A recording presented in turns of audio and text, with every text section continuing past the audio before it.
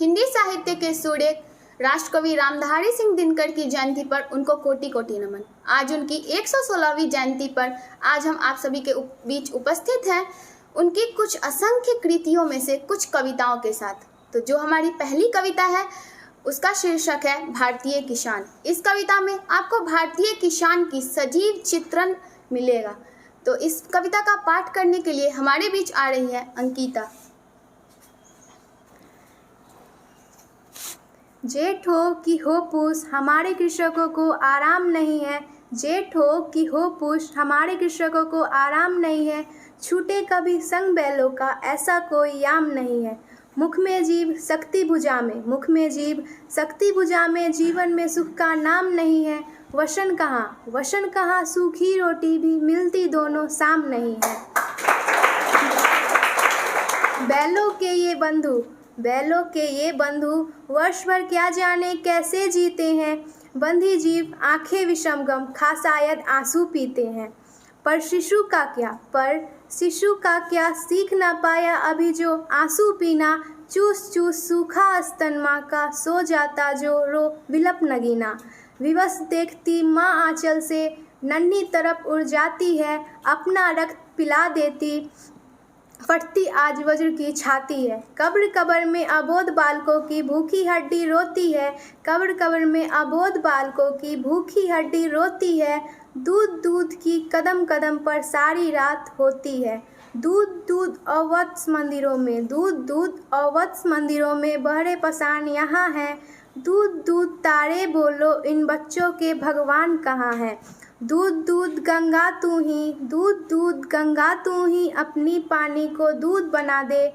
दूध उफ कोई है तो इन भूखे मुर्दों को जरा मना दे। दूध दुनिया सोती है लाऊं दूध कहाँ किस घर से। दूध दुनिया सोती है लाऊं दूध कहाँ किस घर से।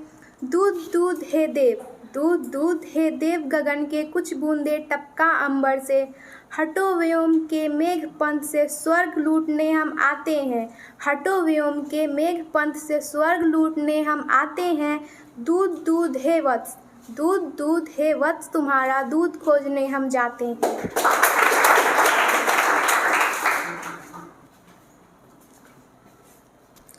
राष्ट्रकवि होने के नाते रामधारी सिंह दिनकर ने भारतीय किसान की एक सजीव चित्रण की है। उनका व्याख्या बहुत स्पष्ट है कि भारतीय किसान कैसे अपना जीवन व्यतीत करते थे। तो चलिए जानते हैं कि रामधारी सिंह दिनकर का जन्म कब हुआ था। रामधारी सिंह दिनकर का जन्म 23 सितंबर 1908 को सिमरिया घाट जिला बेगूसराय के बिहार राज्य में भारत में हुआ था और उनके पिता का नाम बाबू रवि सिंह था। तो अब हम अगले कविता के लिए बुलाना चाहते हैं आदित्य कुमार को, वो हमारे बीच आएंगे और हमारे जो कविता का शीर्षक है वो है शक्ति और क्षमा।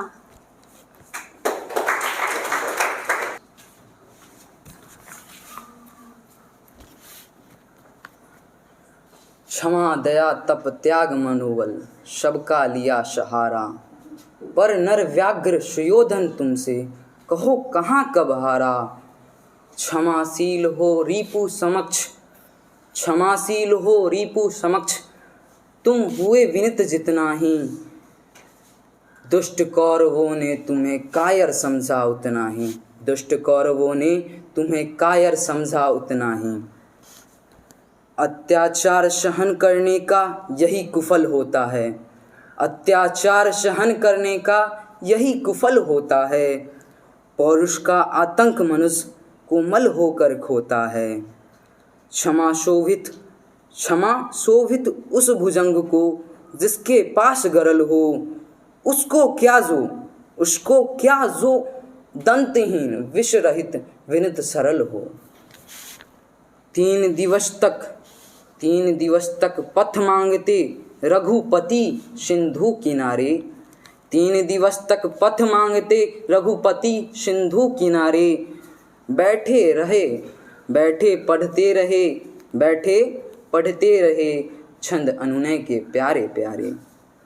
उत्तर में जब एक नाद भी उठा नहीं सागर से। उत्तर में जब एक नाद भी उठा नहीं सागर से। उठी अधर धधक पौरुष के आग राम के सर से। सिंधु देह धर त्राही त्राही करता आया चरण में, सिंधु देह धर त्राही त्राही करता आया चरण में। चरण पूज दास्ता ग्रहण की, बांधा मूढ़ बंधन में। सच पूछो तो सर में ही बसती है दृप्त विनय की। संधि वचन पूज्य उसी का, जिसमें शक्ति विजय की। सहनशील क्षमा दया को पूजता जग है। सहनशील क्षमा दया को तभी पूजता जग है, बल का तर्प चमकता उसके पीछे जब जगमग है।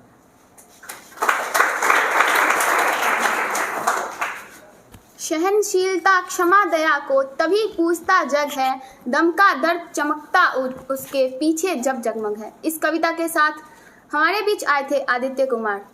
तो चलिए अब जानते हैं कि आज 23 सितंबर यानी कि आज रामधारी सिंह दिनकर की जयंती है। साथ ही आज 23 सितंबर को शरद विषुव भी है, यानी कि इस दिन और रात की अवधि बराबर होगी। और ये भी जानना जरूरी है कि 22 मार्च को वसंत विषुव होता है। तो रामधारी सिंह दिनकर की कुछ कृतियाँ आज मैं आप सभी को बताऊंगी, जैसे कि उनकी प्रमुख कृतियाँ में से है हुंकार, कुरुक्षेत्र, रश्मि रथी, परशुराम की प्रतीक्षा, उर्वशी, संस्कृत के 4 अध्याय इत्यादि। उर्वशी के लिए उनको ज्ञानपीठ पुरस्कार भी मिला और ये ज्ञानपीठ पुरस्कार उनको 1972 में मिला। साथ ही 1959 में उनको पद्म भूषण पुरस्कार, संस्कृत के 4 अध्याय के लिए उनको साहित्य अकादमी पुरस्कार दिया गया, वो भी 1959 में ही। तो फिर हम अपनी कविता की ओर लौटते हैं। तो अब हमारे बीच कविता पाठ करने के लिए आ रही हैं, उसका शीर्षक है कलम आज उनकी जय बोल। जला अस्थिया बारी बारी, चिटकाई जिनमें चिंगारी, जो चढ़ गए पुण्य वेदी पर, लिए बिना गर्दन की मोल, कलम आज उनकी जय बोल। जो अगणित लघुदीप हमारे, तूफानों में एक किनारे, जल जलाकर बुझ गए किसी दिन, मांगा नहीं सनेह मुँह खोल, कलम आज उनकी जय बोल। पीकर जिनकी लाल सिखाए, उगल रही सौ लपट दिशाए, जिनके सिहनाद से सहमी धरती रही अभी तक डोल, कलम आज उनकी जय बोल। अंधा चकाचौंध का मारा, क्या जाने इतिहास बेचारा, साखी है जिनकी महिमा के सूर्य चंद्र भूगोल खगोल, कलम आज उनकी जय बोल।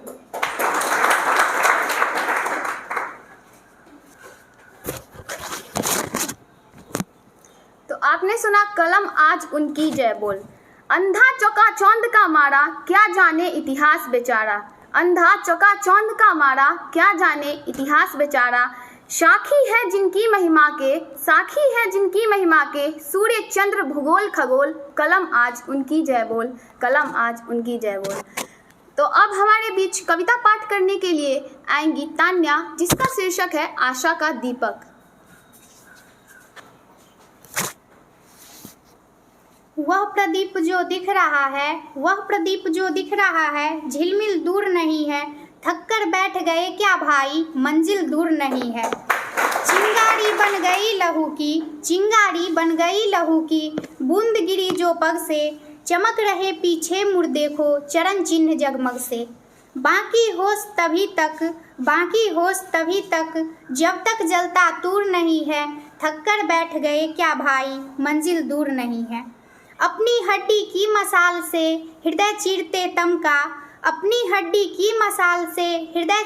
तम का, सारी रात चले तुम दुख झेलते कुलिस का। एक खेई है शेष किसी विध पार उसे कर जाओ, वह देखो उस पार चमकता है मंदिर प्रियतम का। आकर इतना पास फिरे वह सच्चा सूर नहीं है, आकर इतना पास फिरे वह सच्चा सुर नहीं है, थक कर बैठ गए क्या भाई मंजिल दूर नहीं है। दिशा दीप्त हो उठी प्राप्त कर पुण्य प्रकाश तुम्हारा, लिखा जा चुका अनल अक्षरों में इतिहास तुम्हारा। जिस मिट्टी ने लहू पिया, जिस मिट्टी ने लहू पिया वह फूल खिलाएगी ही, अंबर पर धन बन छाएगा ही उच्छ्वास तुम्हारा। और अधिक ले जांच देवता, और अधिक ले जांच देवता इतना क्रूर नहीं है, थक कर बैठ गए क्या भाई मंजिल दूर नहीं है, मंजिल दूर नहीं है। जिस मिट्टी ने लहू पिया वह फूल खिलाएगी ही, अंबर पर घनबन छाएगा ही उच्छ्वास तुम्हारा। और अधिक ले जांच, और अधिक ले जांच देवता इतना क्रूर नहीं है, थक कर बैठ गए क्या भाई मंजिल दूर नहीं है।